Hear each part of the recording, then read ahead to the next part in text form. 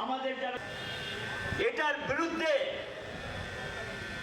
তারা হয়তো নিশ্চিহ্ন হয়ে গেছে, তাদেরকে মেরে ফেলেছেন। রাষ্ট্রসংঘ বহুবার অনুরোধ কি চলছে দেশটার মধ্যে, রাজ্যের মধ্যে, এটা আমরা বুঝতে পারছি যে এই ঘটনার সম্পর্কে এখান থেকে ধিক্কার এবং প্রতিবাদ জানাচ্ছি।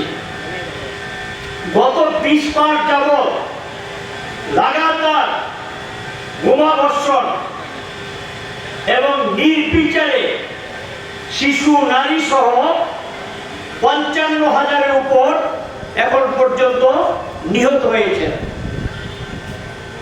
এটা সোজা কথা?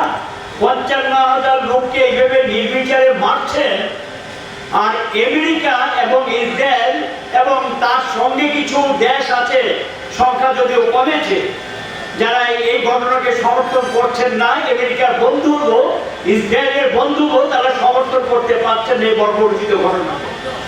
তারা একটা নিন্দা জানিয়েছে যেটা বন্ধ হওয়া উচিত। এই আগ্রাসন চলতে পারে না। 1,25,000-এর উপর আহত হয়েছে এবং যারা নিহত হয়েছে তাদের মধ্যে অধিকাংশ লোকে নারী এবং শিশু।